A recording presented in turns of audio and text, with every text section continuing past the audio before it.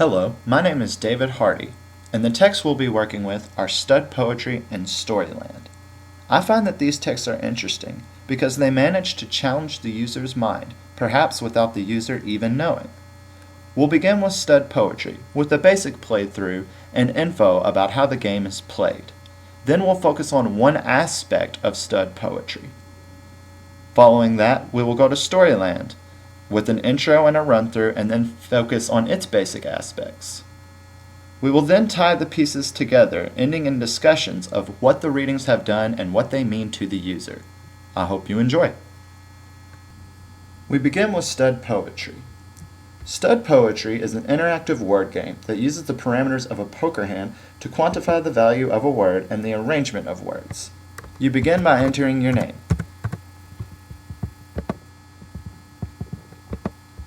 Per the rules of usual 5-card stud poker, each player is presented with a down card. This is a card that only they can see and remains hidden to the other players until the end of the hand. Then each player is presented with an up card. These cards are only theirs, but everyone may see them. After the down card and the initial up card are presented, each player makes their bets. Some players may just call the bet. Some may raise the bet. If you are feeling a little unsure about your hand, it might just be a better idea to fold all together. In the end, 4 up cards will have been presented, and all of the players will have bet. What constitutes a winning hand? That's what sets Stud Poetry apart, and what we will be exploring in deeper detail right now. In poker and poetry, arrangement is everything. Ace may be the highest card, and holding 3 of the highest card in any particular hand may seem unbeatable, but holding 2 through 6, not even of the same suit, beats it every time. What seems like a weak card may be the winning card if placed in conjunction with the right hand. That can be seen in this screenshot. I have the winning hand, a 3 of a kind. Word might seem like a weak word, no pun intended, but when in conjunction with other words like it becomes a good hand, and for this one was a winner. Next we have an instance where no one seems to win the hand. No one has a pair, no one has 3 of a kind, or any of the special hands that are heard of in poker. But it says at the bottom, Paul Verlaine wins with his sound high. What made sound high? This is just part of the game that is intriguing. Here was one that was really baffling. Gerard Derneval wins with his straight, but the words don't seem to go together at all. Skin, perfume, escape, sing, color. It's very interesting to try to figure it out. The human brain is forced to attempt to create some meaning out of this jumble of words. The game considers it a straight. I wonder why. Now we move on to Storyland. Storyland involves very little physical user interaction. It generates 6 pieces of text that loosely fit together to create some semblance of a story. Upon opening the program, you will notice that the letters in Storyland are randomly generated in different patterns and different colors.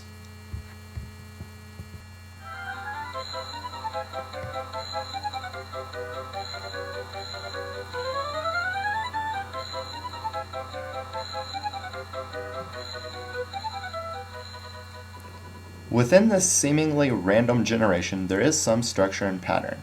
The first piece introduces an unnamed character, usually by vocation or place in life. This character is given some characteristic and circumstances that surround them. The second piece of text is a short, vague sentence that involves an occurrence happening around the original character. The next 2 pieces of text introduce 2 more characters, each with their own respective characteristics. These characters have some relationship or interaction with the original character, and with each other. The 5th piece is similar to the second, as it is another simple sentence that introduces another outside event or circumstance that affects all the characters. The 6th piece wraps up the story by creating some ultimate interaction between the characters, as can be seen right here. This pattern is easily perceived and processed by the reader. But what's the point? The 6 pieces though they seemingly fit together, really don't provide anything of value to the reader. It only supplies a bare-bones structure for what may be the plot to a story. The pieces themselves do not make a fully functioning, coherent story. The beauty of this piece is that they are not meant to. The title of Storyland then becomes interesting. The words presented on the screen are not the story. The story takes place in the mind of the reader and thus becomes personal. Through personal interaction and by observing reactions of classmates, there are countless ways to put the 6 pieces together to create a more organic story. Thus, the user's interaction is a mental exercise that elucidates the nature of the human brain to ascribe significance to what is being presented. Though it is not provided on the screen, the blanks in the story begin to fly into the inquisitive user's brains. Why did taste change? Why did these people meet at all? What happened so that the memories were lost? With each random story, the user is offered an expansive universe to supply the details that sew the loose pieces of text into a meaningful and eventful story. Storyland subtly forces the reader to do this by appealing to their own subconscious need to know how to make sense of what seems to be a quagmire of scenarios. Now it is time to put all of this together. What does it all mean? These texts take direct aim at the human psyche. First and foremost, the human brain is an organ of constraints. Though it is a concrete matter, its workings are largely abstract. The potential of such an organ seems gargantuan, but also finite. Because of this, poker and poetry, and stud poetry, and pattern integration in Storyland are drawn together as metaphors for the mechanisms every brain attempts to perfect. In poker, the object is to make the most beneficial order out of seemingly infinite possibility of card orders. Much the same, poetry is created to put words together in a pattern of significance.